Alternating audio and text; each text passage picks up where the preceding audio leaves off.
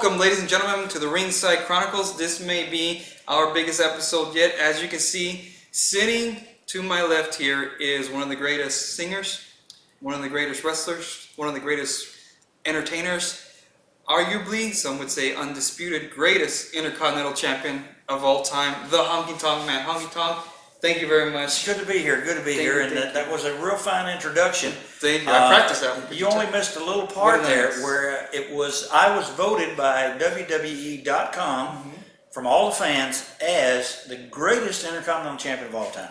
So it is. It's been settled. That's in the books. It's in the books. It's been settled. Fantastic. How are you doing? How are you doing? I have, I'm doing really good. I've had a good year, and I hope to continue to have more of them, like we all do. And it's been wonderful. Great. How are you finding Laredo? I know this is at least your second time you've been here. Yeah. I was in March when the weather was a bit cooler, but now, I mean, it's whenever people see this, it's quite hot outside, according to some people. But I live in Phoenix, and I think it's 100 here, 103 today. So, Phoenix is 108, 109. I can live with it. He's good. Only thing is the wind blows here a lot. It messes my hair up. You can't have that. And if the wind blows in Phoenix, and I was telling the Ray, the promoter here, that when the wind blows in Phoenix, we have a dust storm. Yeah. Yes, and we're in the monsoon season right now, which is terrible. Yeah, I don't want to. Luckily, we don't really have to. 80-mile-per-hour winds, and they say it's a monsoon. I say no, it's a hurricane or a tornado. Yes. Yeah. They don't come and clean my pool when it's all covered in dust and leaves. No. Doing all the work right there. Let's dive on into your career here. Now, you've had I want to say 35-year career, maybe. Oh yeah, thereabouts. It's been a very legendary 35, career. 36, depends on what people say. I don't know. Let's go back. How did you get into professional wrestling? Were you a fan of it growing up? Was it something you dreamed of doing? It was an extension of childhood. Oh, okay. Yeah, I never wanted to grow up. Oh, all right. Gotcha. I had 3 cousins who were doing wrestling. One, of course, is the very famous Jerry the King Lawler. King of Memphis. Yes, he's the king.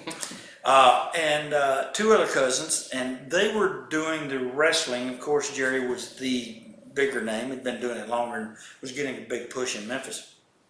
And I never really thought about it because I was going to college at the University of Memphis to be a teacher and a coach.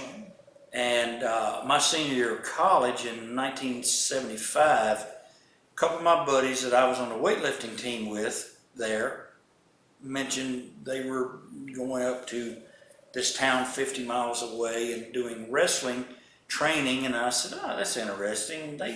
Come on, go join us. Nah, I don't care. I was not a big fan of it before my cousin Jerry was into it, because of course if you're in a small town like I was living in, and then you have your first cousin, because his mother and my mother were sisters, and all of a sudden he is like the big TV star every Saturday morning, then you go, wow, I'm going to watch this. So periodically I would watch it. And that was it. And these guys talked me into going up and doing this training, and I did. I liked doing it. I enjoyed it. I thought it was fun. What was the training like? We can get into that later. This was just a introductory training. But it was not really brutal, because the guys the fellow that trained me was not into that brutality training like some of the training schools were. And I didn't go back for 3, 4, 5 weeks, and then college was over. I started teaching school, coaching high school football. And I decided to go try it again. And the next time I went, this young fellow was there, and we worked out together. Coco Beware. Coco Beware, the Birdman, Coco Beware. Yeah, so we started together and beat each other up for a year before we ever got a match, and that's how it all started. It's fantastic. You mentioned Memphis. when you broke into the business, it's not like how it is today. A lot of younger fans, viewers, they probably have only ever known the WWE as the dominant force. Yeah. But back then, it was territories. It was very territorial. How was it coming up through that? What was it like coming up through that? And see, that's something I try to tell people, and I'm glad you bring this up, because I had a whole career prior to anyone ever seeing me on the WWE TV.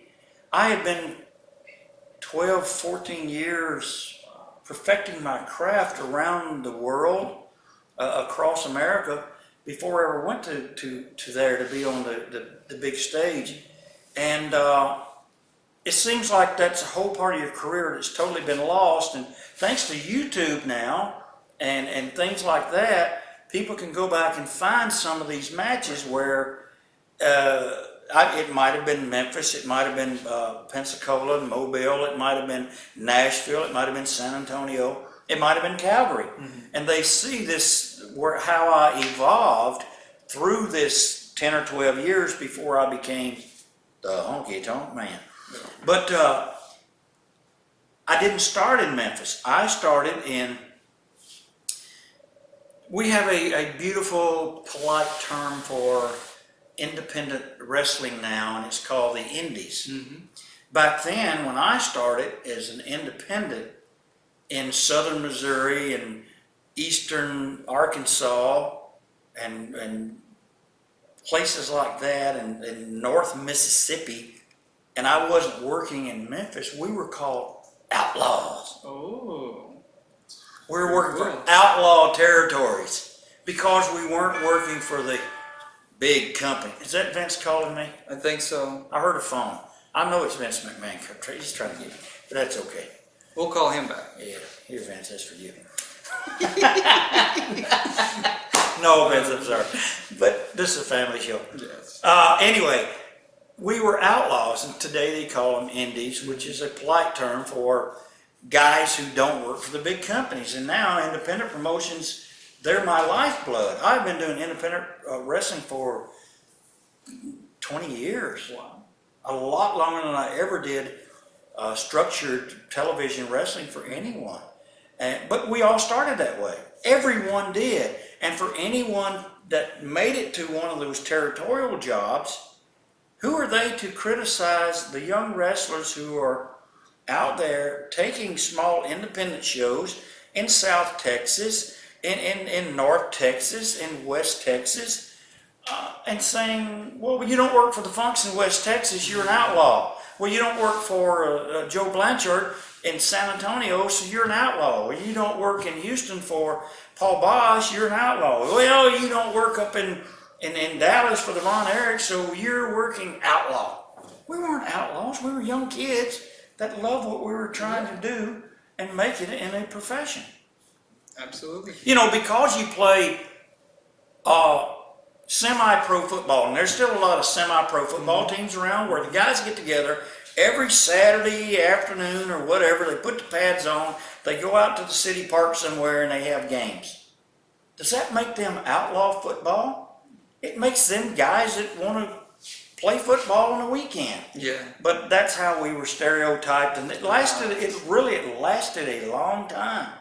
And still today, I would venture to say the WWE, and of course when Eric Bischoff and some of those people were involved in WCW, I still think today independent wrestling is frowned upon by WWE. They still consider it outlaw, not a place where young men and women can go and pursue a dream. Well, ladies and gentlemen, we're just getting started right now with the Honky Tonk Man. We're going to go ahead and take a quick break, and we are going to be right back after this. Hello and welcome to the Ringside Chronicles. We are here with wrestling superstar Athena. Athena, how are you doing? That is right. I am a superstar. Absolutely, you are. How are you finding the interaction here with the fans? You know, I'm a little disappointed that all these stars are not bowing down to me. I am a goddess wrestler. Have you ever? You don't even. He doesn't know. So all right, ask your questions. My time is running thin. Let's go. Shoot it. Okay, I'm sorry. Are you on the card tonight? Why do you think I'm here? I am the main event of every show that I have ever been on. What? Who is your opponent tonight? Who cares? Who cares? So you have the confidence you're going to win no matter who. Of course I am going to win. I have traveled all over the world. What has she done? She's been to some foreign land and ate some rice somewhere. That's fine. Whatever. A little controversial there that we don't stand by those comments. Well, she went to Japan. What else are you going to do? Fish and rice. That's all you got there. Absolutely. How's the interaction with the fans? I mean, you mentioned you didn't like that the superstars weren't bowing to you. What about the fan interaction? You know what? Let's not talk about the fans. These fans worship me. Like you can look at all these people who came to see me here. Look at them. They all came to see me. Look. They are waiting in lines to see me right now. All right. Well, Dina, we don't want to keep you from your fans. That's right. I'm gonna go find me some fans. Yes. Thank you.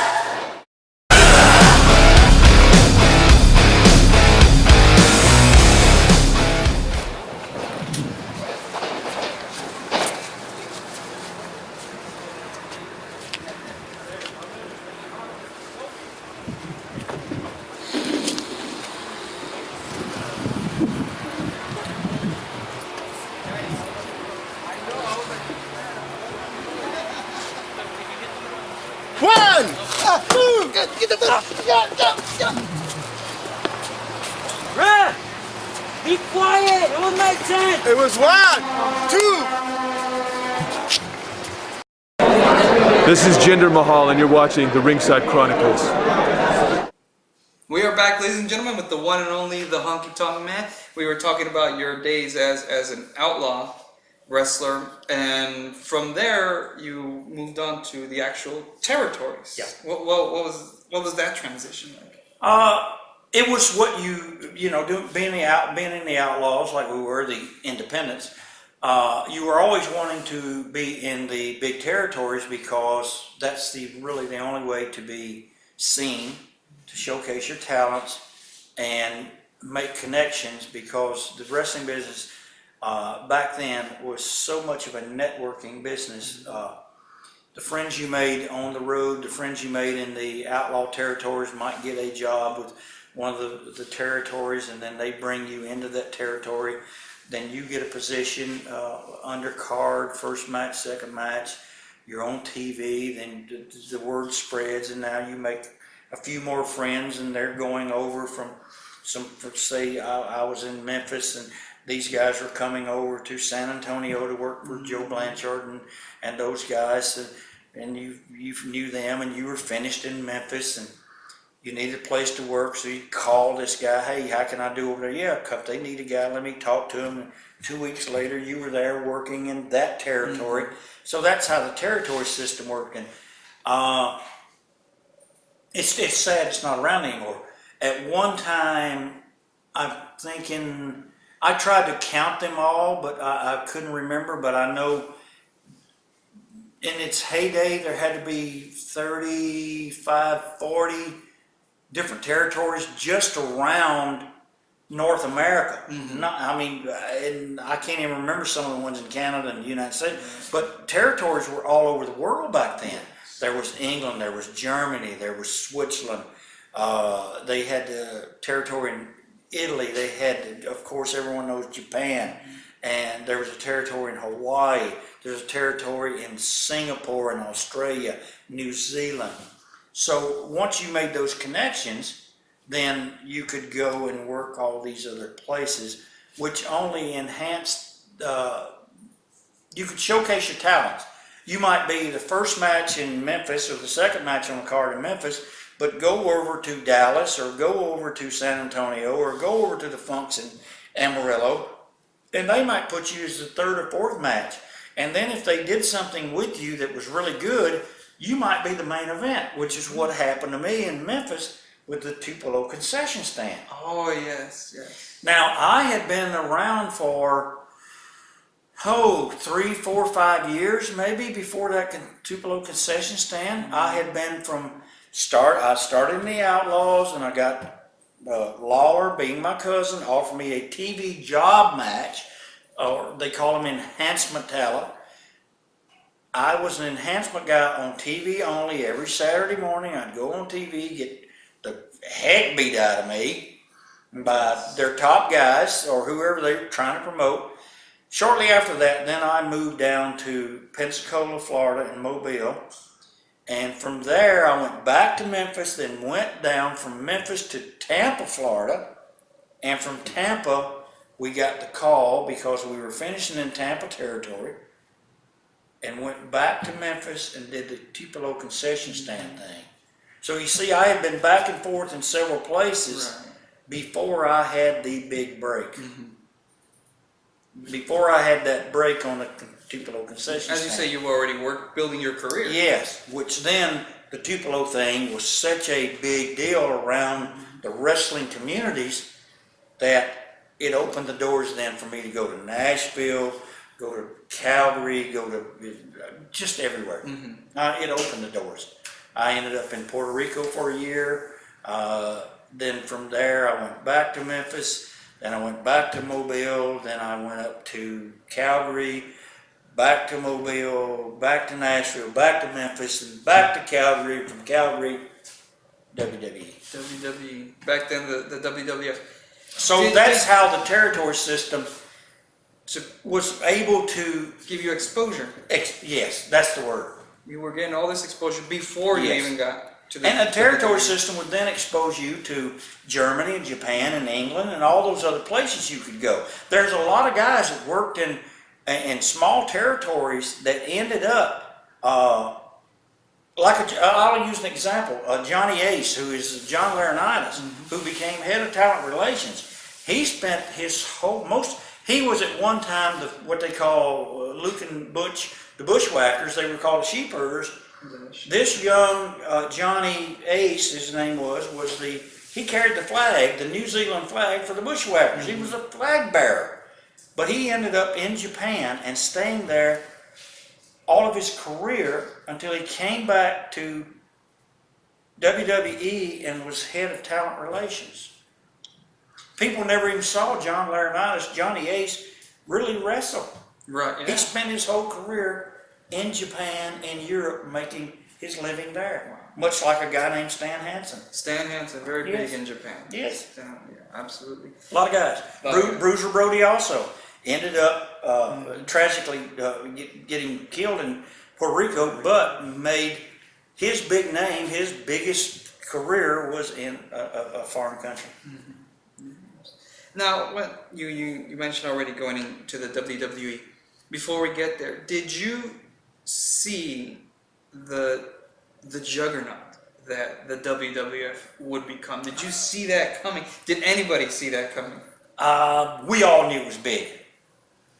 Coming from regional, territorial, 6 towns a night where we wrestled. I'll use Calgary for an example. Calgary was every Friday night was a TV show. We taped it in Calgary. Then on Saturday we drove 200 miles up to Edmonton. The TV show played on Saturday afternoon. Edmonton was a week behind on the TV. So whatever we had done in Calgary a week before was what we were doing in Edmonton, because Edmonton had not seen us yet. Then we went to Saskatoon on a Monday. We were off on Sunday. Saskatoon. Then we went to Regina, and from Regina we came back and picked up a spot show somewhere across that vast area of 600 miles. Then back into Calgary to go south to a town called Lethbridge down near the U.S. border. And that was our circuit that we were on. So the thing is, we then were, and I say Calgary because that's when I was getting a dose of the Saturday night's main event on NBC TV, which was big because I was in Calgary and I was getting NBC TV out of Spokane, Washington, and that's the way I saw it. If I had been maybe in Edmonton or Saskatoon somewhere, I might not have ever seen that. But at that point in time, I was wrestling with Bret Hart, Davey Boy Smith, Dynamite Kid, Jim the Anvil Neidhart. Then they all left Calgary and went over, and they were part of these Saturday night main events. Right. So I'd get home. We worked in Edmonton. Saturday night, I'd come home, have my wife tape the show. So then on Sunday, I would watch and I would see this. I mean, the arenas were 18,000 people, the lights flash, and this is funny because when I got there, you see all the things that look like millions of cameras, click, click, click. Those were strobe lights hanging, flash bulbs, and made it look like cameras. Right. It was everything I thought the wrestling business was. When I started out as a youngster, there was a wrestler in Memphis that I really believed everything he said. His name was Sputnik Monroe. Sputnik Monroe. Yes, he was the Diamond Ring and Limousine Man.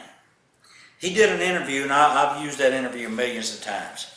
Diamond rings and limousines. Rich girl's lover and poor girl's dream. And I believed that. And then when I saw all this glitz and glamour and Vince and Jesse Ventura, this is where I wanted to be. Wow. You were just getting there. And we'll talk about it. We'll be right back after that with some more.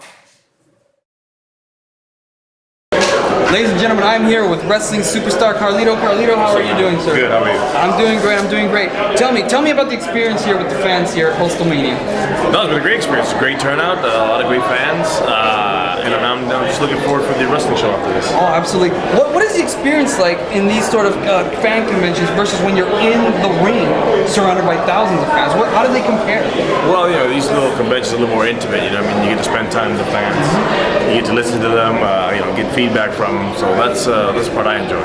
What did you think of a lot of the Hall of Famers and legends that we've had on here? Guys that I'm sure you and I grew up watching and seeing them here. I like the way you added you and I. As I said, I respect a lot of them. I watched a lot of them growing up. A lot of them kind of inspirations for me. So it's always a good experience not only to see the old timers, but to see the young guys coming up in this business and your fellow friends that you haven't seen in a long time. So always these conventions are always fun for me. Absolutely. Any final thoughts for our fans out there? No.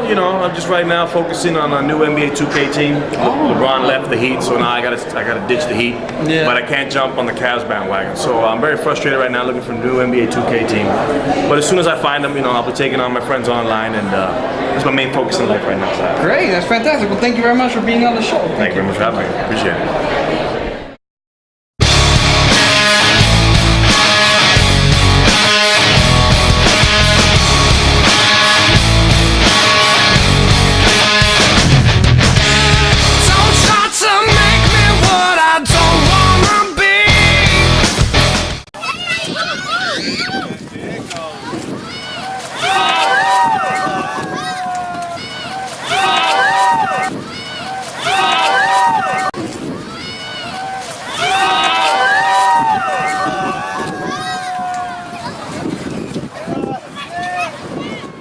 This is Ed Way, and you, Onyx. What are you doing? Watching Ringside Chronicles. All right, we are back here with the Honky Tonk Man. Honky Tonk, we just barely got into the Saturday night main event. People that you were wrestling had made the jump. Now it was your turn. What was that like? Yeah, I was just talking about being in Calgary and seeing this and seeing this production, seeing everything, and these crowds of people, and then of course Dynamite, like I said, Dynamite Davey and Brett and Jim, they had already gone over, and they would come back to Calgary and they would tell us about how it was, because we were like little kids sitting there. How was it? And they would say, oh man, that Saturday night main event, it paid, you know, we got $3,500 from The Office for that show and another $3,500 from NBC. You mean you made $7,000? And we're sitting there, and I'm making $700 a week with Stu Hart back then, which was, I mean, it was good money for us on the in a territory. It wasn't bad money. It was, I mean, in the summers we only worked 4 days a week, but in the winters it was terrible with the deep freeze. And I'm going, you guys are there, and yeah, well, you can be there. And I see Terry Gibbs, my friend that I was with in San Antonio, and I see Jimmy Hart, who was my manager with me in Memphis, and I see all this cast of characters of all these people that I have known over the past 10, 12, 15 years. Why can't I be there? And I see this Brutus the Barber Beefcake, who was Eddie Leslie. His name was Eddie Boulder when he was the Boulder brother with Terry Boulder.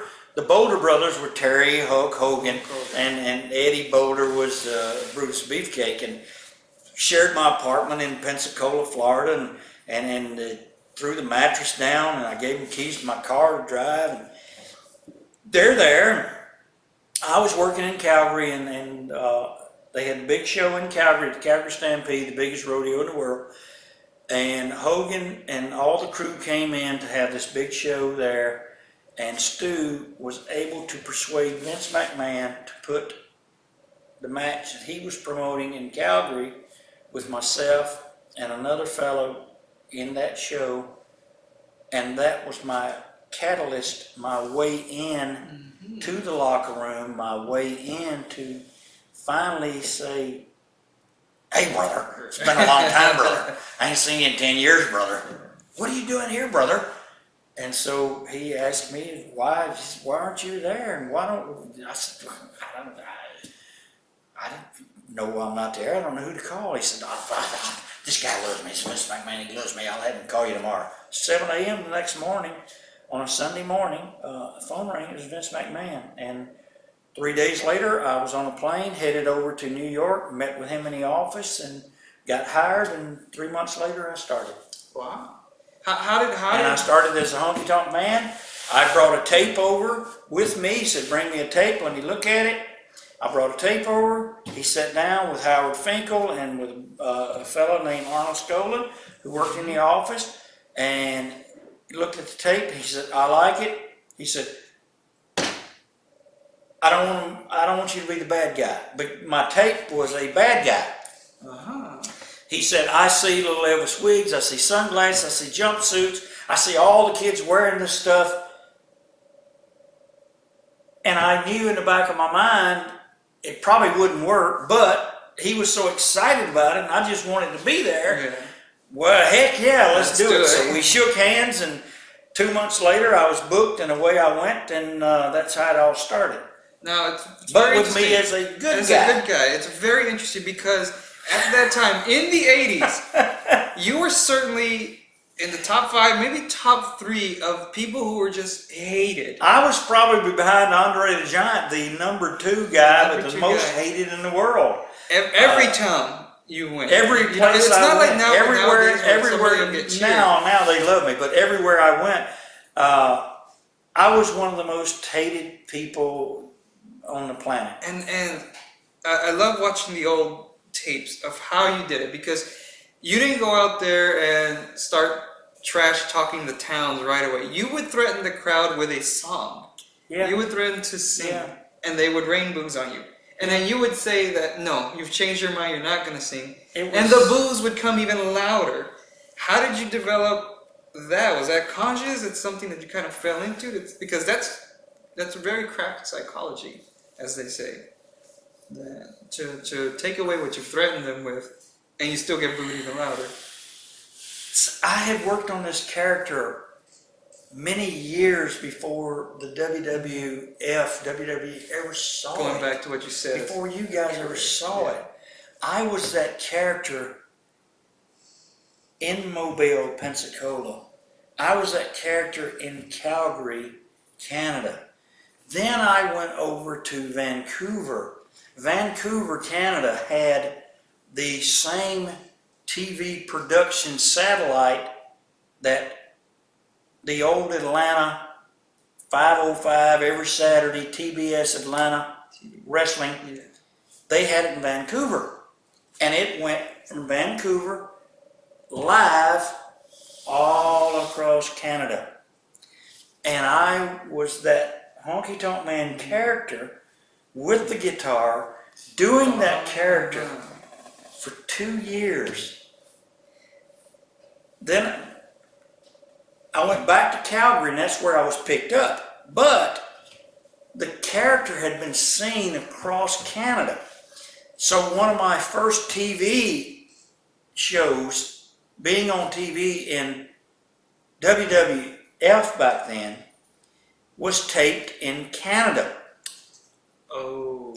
So when I went out on the TV and they told me to go out and be this good guy and bring the kids in the ring like Junkyard Dog and do all this good guy stuff and cut these interviews, I'm here to help you, Hulk Hogan, Roddy Piper, and Paul Arndorff. We're going to destroy them as a new guy in town and blah, blah, blah. I'm trying to get a rub off Hogan. But my first TV tapings, for 3 weeks of TV tapings, because they taped 3 shows, were done in just outside of Toronto. And the people in Toronto that were there in the audience, they knew this character from Vancouver and they hated this guy. They said no. And they booed me out of the building. And then, so now we go down and we tape it in Poughkeepsie. And then my next few shows, I'm back in Canada. So then when I started on the road with WWE, I go to Toronto and I'm wrestling Iron Mike Sharp, who was a dastardly mean first, second match bad guy. And every time he would hit me, the crowd would cheer. He went back to the locker room and said, gosh, I can't do anything. It's killing me. So then I go back again. I'm working somewhere, and I'm in Montreal or somewhere, and I'm against Don Morocco. Don Morocco's this big, tough, bad guy. He hits me, the people cheer for him, and he stomps me, the people cheer. He comes back and says, this guy's killing us. He's killing us bad guys. You were so hated, you were turning the bad guys good. Yes. And that's how Jesse Ventura said, here's a good idea.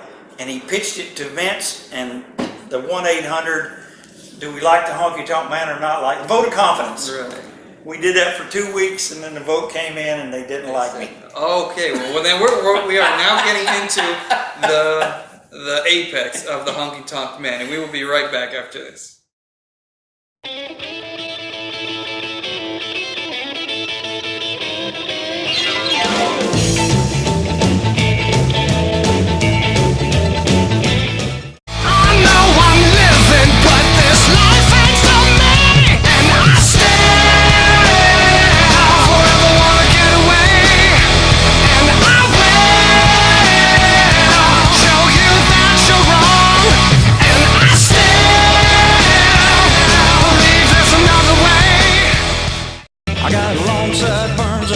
Slick back, I'm coming to your town.